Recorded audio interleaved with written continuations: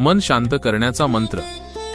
जेव्हा आपण विचारांच्या चक्रात अडकतो तेव्हा नामस्मरण हे एका नौकेसारखं काम करतं, जे आपल्याला अस्वस्थतेच्या लाटांमधून सुखरूप बाहेर काढतं.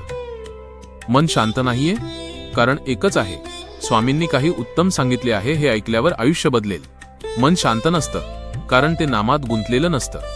गावातला एक तरुण होता, नेहमी चिंतेत, तणावात आणि अस्वस्थ.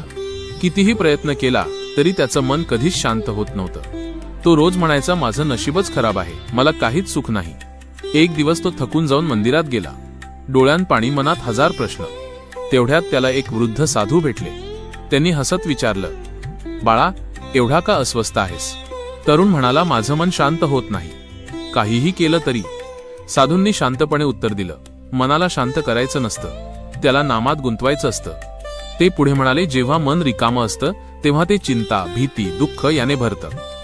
पण जेव्हा ते स्वामी